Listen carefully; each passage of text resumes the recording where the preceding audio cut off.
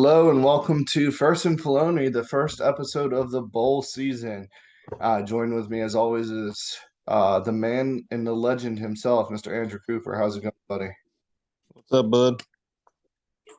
Well, let's go ahead and start off the show with some sad news.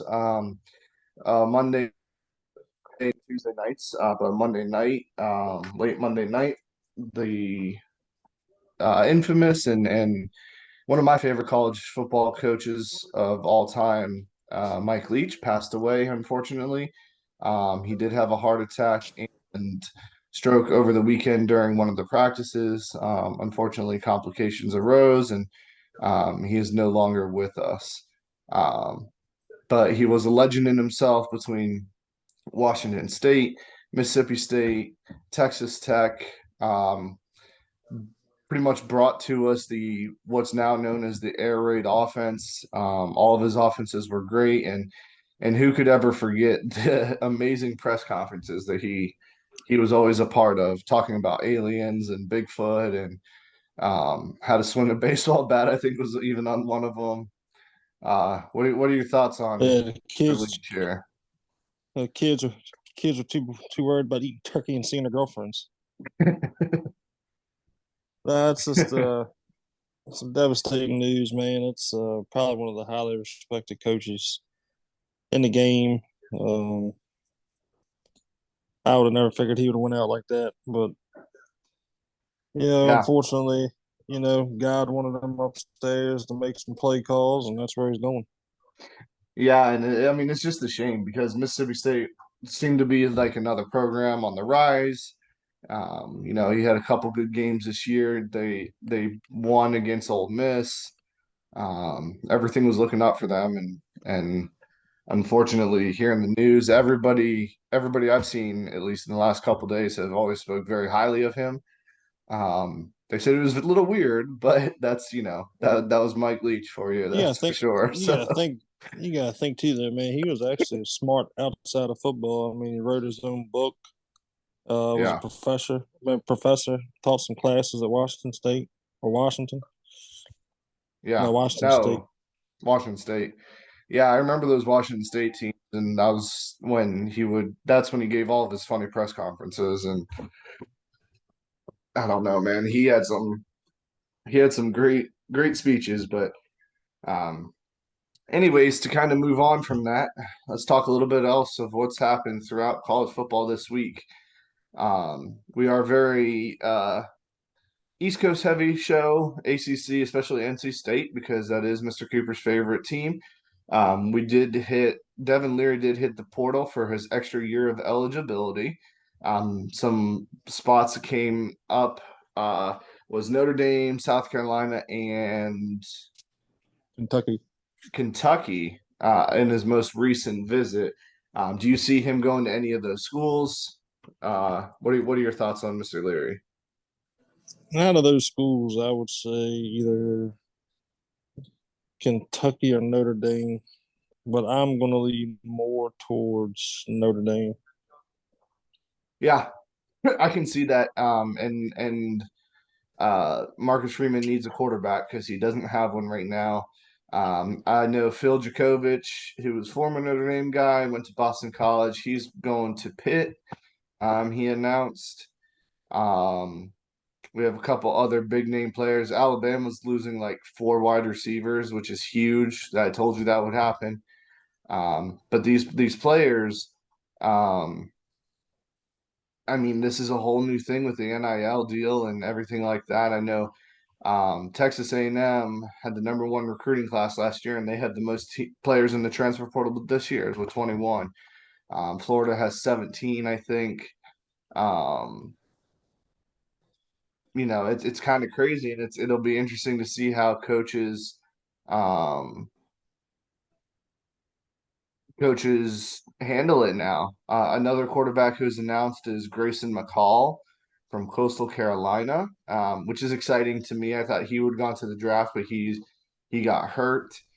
Um, Davis Jr., who's a safety from LSU, that's a big name. Um, Emory Jones from Arizona State, who was formerly at Florida. Notre Dame tight end Kane Barong. He's a younger tight end.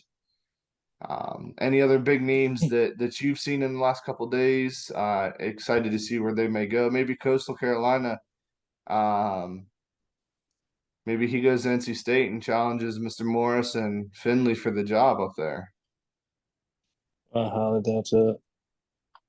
Oh yeah, NC State did lose Devin Carter to the portal today. Yeah. Oklahoma State got a Western Michigan's running back Sean Taylor to commit. Looks like he just fell. Alabama wide receiver is going to Trayshawn Holden is going to Oregon. Mind you, this is over the last couple days. I'm reading it from here. Oklahoma wide receivers going to Missouri. Missouri's about to have a great wide receiving core with that freshman they had last year. Watch out for Missouri next year. What are they about to do? Um, yeah, I mean it's just interesting. It's amazing to me to see, you know, who's gonna come out on top, and um, it's anybody's guess, I think, at this point. No, it's definitely wide open. Okay. And then another big news, the number one quarterback in Michigan is still staying committed to Cincinnati, even though Luke Fickell has left, which is big news for Cincinnati. With UCF and Cincinnati moving to the Big 12 next year, they do need to keep up their young guys coming in. But other than that, everybody else is just getting ready for bowl season, and that leads us to our main topic over the next couple of weeks. We got 43 games to pick in the next 2 or 3 episodes. So, um, bowl games start this Friday. So the day after this comes out, there's 2 on Friday, about 7 on Saturday, none on Sunday, but then we got one almost every single day except for college football, or except for Sundays, which NFL dominates. We're going to go over the games from the 16th through the 21st today. Don't forget to um, join our pool. We already have some submissions in. I know it's still early. We're recording on the 13th. But try to beat us because you could win $25. And why not? Who could use an extra $25 in the holiday season? Okay, so I know I know this is still early, but there's some pretty bad games up front, and then there's some pretty good games. We'll just go straight down in order. Um, the hometown Lenders Bahama Bowl will kick off bowl season on December 16th with Miami of Ohio versus UAB. UAB is favored by 11 points. Well, I got UAB. I do as well. UAB has a really, really, really good running back. I think he led the nation in rushing yards, I believe. And I don't see Miami of Ohio, the Red Hawks. They haven't been good since Ben Roethlisberger was there, and that was 20 years ago. So I don't see them winning it. And then the Duluth Trading Cure Bowl. This was one of my early picks of being one of the best bowl games to watch. So new college football watchers out there, or you're just your casual fan, we have number 25 UTSA versus number 24 Troy. Troy being favored by 1.5 points. This is going to be a really, really good game. I have UTSA winning it. That's who I got as well. Do you really? Yeah. I love the Roadrunners, man, and they've been sneakily good all year. Another good running back attack. Troy winning the Sun Belt. Um, um, I mean, that one should be a really fun game to watch. And then we'll go ahead and just keep it rolling here. On the 17th here, we have the Cricket Celebration Bowl where we have Jackson State versus NC Central. Um, I'm sticking with Jackson State, uh, even though Coach Prime is gone. I'm not sure who all's still playing in the bowl, but um, I think they built a culture there and a winning attitude that it shouldn't matter. I gotta find that one on my sheet. Hold on. Yeah, I got Jackson State winning that one. Sorry, I threw this one I forgot off my list when I was writing it down, but everyone else is in order, so that's on me. But yeah, we have Jackson State there, and then we have the Wasabi Fenway Bowl in Fenway, uh, Boston, Cincinnati versus Louisville. Louisville's favored by 1.5 points. I'm taking Cincinnati. Yeah, I am as well. I just don't like Louisville. I think Louisville had the best offseason they could have hoped for, getting rid of Satterfield and hiring Jeff Brom. I love Brom. I thought he did great for Purdue. I think he'll do great for Louisville. I think that was a huge hire for them. Do you think they won that trade, Satterfield for Brom, pretty much? Yeah, I mean, I don't think Satterfield's ready to be a head coach. Well, I Well, know he's been he one. went to Cincinnati, didn't he? I think so, but man, when you have Malik Cunningham and you can't win ball games, Nope. that's not good. Yeah, that's why the XFL legend himself, Brom, will take them to the Yeah. promised land. You remember his interview? He's like, "Well, I got two questions for you. Am I still here? Yeah. Do I like to play football? Yeah. All right, let's win a game." The big dumb dipshit, right? Okay. Next game on our list is the SRS Distribution Las Vegas Bowl. Pat McAfee and Kirk Herbstreit is on the call when Florida takes on Oregon State. Oregon State is favored by 10 points. Give me the Beavers. That's who I have as well. I'm not sure about Anthony Richardson. I assume he's going to play because he's a gamer. Um, Florida just got the huge news for did you see the dual threat quarterback for 2024? The number one dual threat guy committed to Florida. Um, Yeah, I saw that. and that kid's good. So they'll have a quarterback at least next year. Unfortunately, some bad news out of Florida as well. John Kitna's son was arrested last week on child pornography cases. Um, Hopefully, it isn't true, but if it is, hopefully, it gets prosecuted to the full extent. He's already been kicked off the team and out of the University of Florida, which is good for Billy Napier there as well. Um, Innocent until proven guilty. Yeah, I mean, you just hate to see those types of situations, man. Like, if it is true, you hope everything gets Oh punished to the yeah. fullest. But if it I'm isn't not true, I'm definitely not saying yeah, sticking up for that type of behavior at all. I think it's for sick, sure. but hopefully it isn't true, and that'd be a bad reputation for your dad, for your family, especially when your dad played that many years in the NFL. So, Yeah, and like who you was said, if actually it pretty good for the Bengals. So, yeah, if it is true, he definitely needs to be charged to the fullest extent, if not more. yep, I couldn't agree more, sir. Next, we have the Jimmy Kimmel LA Bowl, brought to you by Stifel. Washington State versus Fresno. Fresno is favored by 3 points. It took all of me not to pick Washington State for Mike Leach, but I'm going with Fresno here. Yep, that's why I got my star beside is Fresno State. Fresno, very underrated team this year. They have a pretty good Sneaky, offense, sneaky good offense. very. Um, Defense is hit or miss, but they were what 9-3 or 10-3 this year. I Um, think 9-3. 9-3, I think. Yeah, so they had a sneaky good year. I remember when Fresno used to be awful before the Carr brothers went there back in the day. Okay, the next game we have here as well is the Lending Tree Bowl, which is Rice versus Southern Miss. Southern Miss is favored by 6.5 points. You going with the old Golden Eagles with Brett Favre stealing the money from the poor people down there in Mississippi.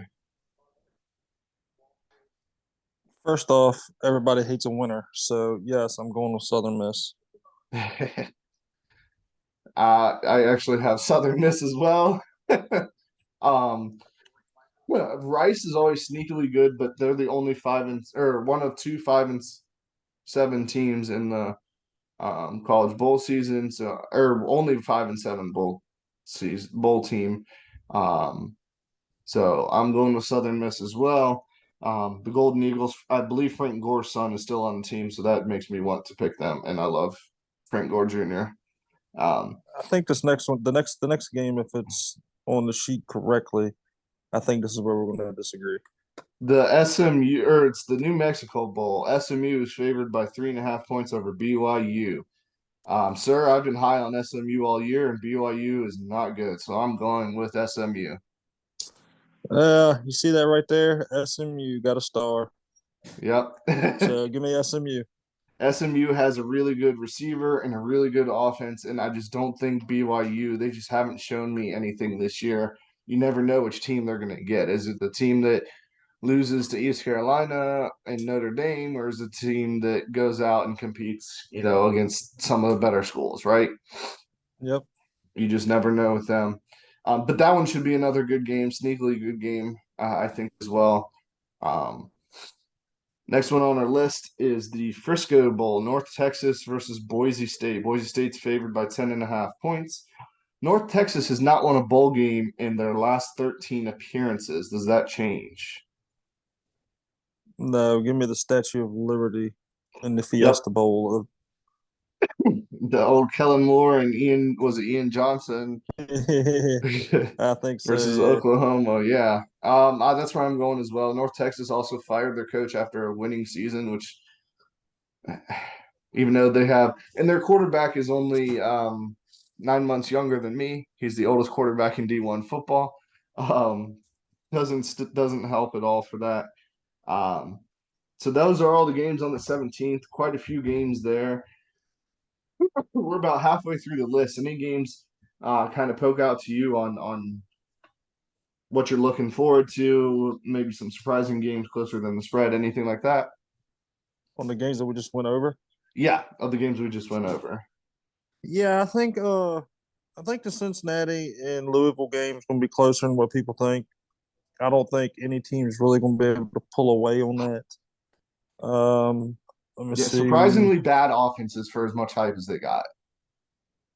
Yeah, that and we all know the Oregon State Florida game will be a good one, but I think the game Yeah, to watch, going back to what you said, will be the UTSA Troy game. I think you're going to see a lot of offense yeah. in that one. I'm really, really excited for that game. That one was sneakily one of my top 5 games of all bowl season when I looked at it, and I'm like, this is perfect for the G5 schools, all the smaller schools. And I'll tell you what, the Roadrunners always have some badass jerseys with the orange and the blue. They look pretty sick. The UTSA, um, if I'm remembering them correctly. So I'm excited to watch that as well. Um, just like what we've said all year, kind of hit on what you said as well, the Florida versus Oregon State game. Depending on which Florida team shows up. ETN is going to be a stud. He's only a freshman running back. Anthony Richardson has the potential to be one of the greatest college quarterbacks of all time if he can get it together. And where's the play calling? What's the play calling going to do? What's Billy Napier going to do for that? So um, we don't know there. Okay, so on the 19th, we have the Myrtle Beach Bowl. We have Marshall -10 versus UConn. This game really bothered me. Me too, because I want to cheer for UConn, but I can't. So, in theory, uh, UConn has I, been down by more than 10 points in the spread this year and has won twice. yeah, I know. But in theory, I told you at the beginning of the year to watch out for UConn Yeah.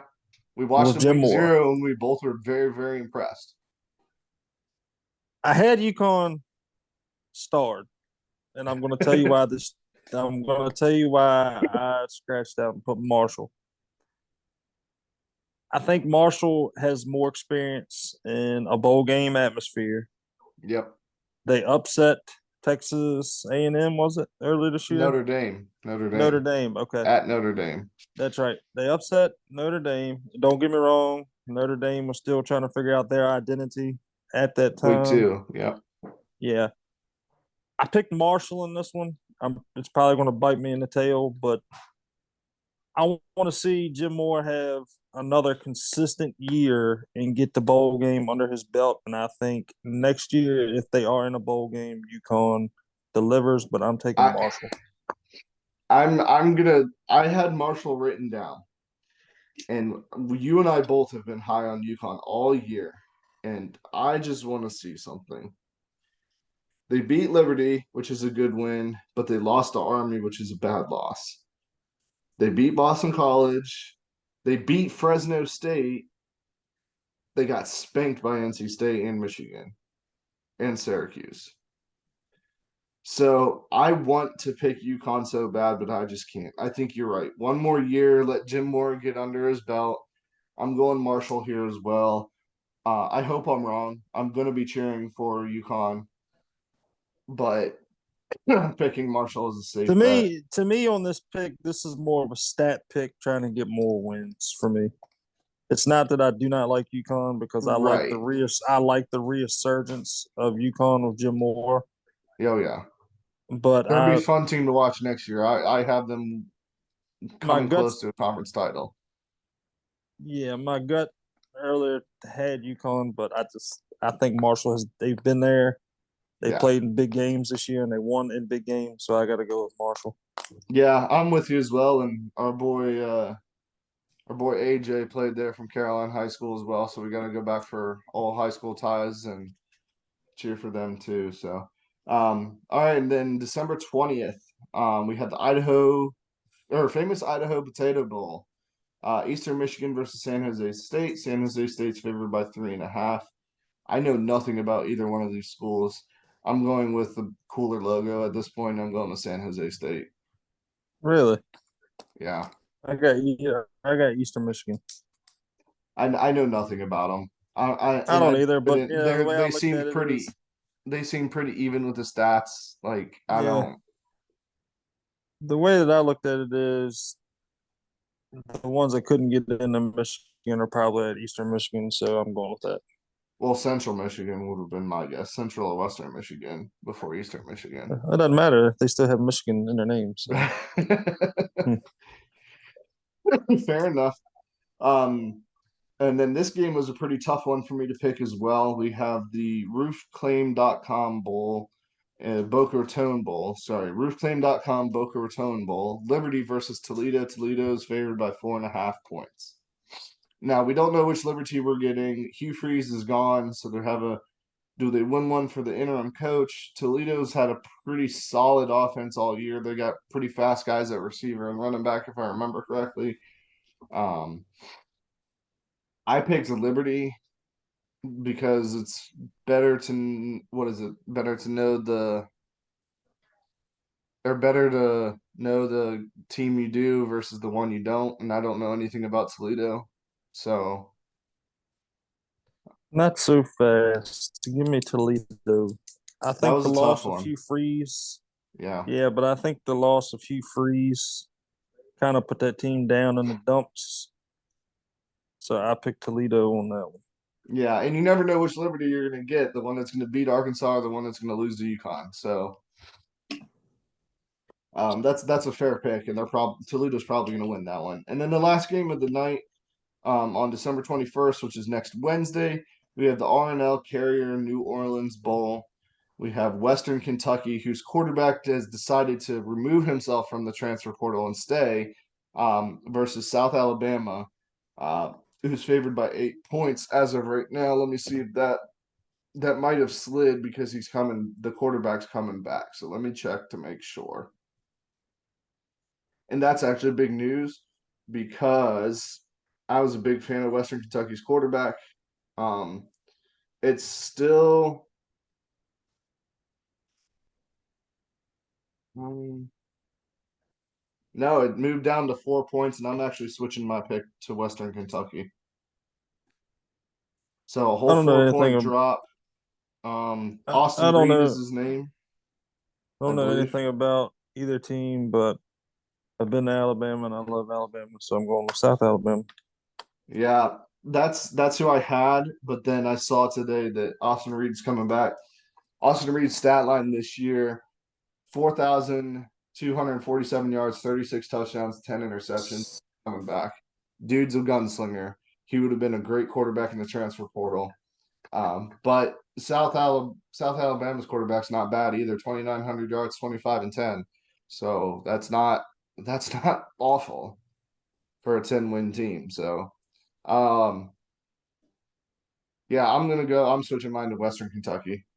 Um, so we picked 3 games out of the 13 that we have here different. I don't think out of the last couple games, we talked about the Marshall game, Marshall UConn, that we're kind of excited for. Toledo, we both said they're sneaky good with their offense. I think the Western Kentucky South Alabama game has potential to be a very, very high scoring game as well. So that one might be fun. Okay. Well, that's all the games that we have this week. A little bit shorter of an episode. Around the holiday season, expect our episodes to be roughly this long, guys. I'll be traveling to Tennessee and then to Jacksonville and then back to Tennessee and then back to Florida again over the next 4 weeks. Next week, we'll discuss the games from Thursday the 22nd through the December 28th. And then the weekend after that, the weekend between Christmas and New Year's, we'll talk about the college football playoff and the rest of the games for the remainder of the year. And then we'll give a preview. We'll do one big special on the following week on the actual national championship game. So thanks for kicking it with us, guys. Don't forget to join our ESPN group. Remember, it's free to join. All you need is an ESPN account, which is a free account to make. Make the picks, have a chance to win $25. See if you can beat us in our picks as well. Remember, you can change the pick up until the day of the game. So just because we set it on here, we might change it, our picks at last minute, but our official picks on here is what our official record will be for Andrew and I. Anything else for the people, Mr. Cooper? No, I think if we can get 10 to 12 individuals, we might up the ante to 50, Yeah. 25 So, apiece. so yeah, I'd be down for that if we can get 10 more people. But you have to be subscribed. If we do that, you have to be subscribed to our YouTube channel as well to win the extra $25. But we'll talk more about that next week as well. So $50 if you are subscribed. If we get 10 people to submit brackets, only 25 if you're not subscribed. But feel free to join us on Instagram and YouTube. Next year we'll be on podcast form as well. And once again, rest in peace, Mike Leach. Thank you for everything you've done for college football, the lives that you've touched, and how you changed the game tremendously. That's it for us, and we'll see you next week.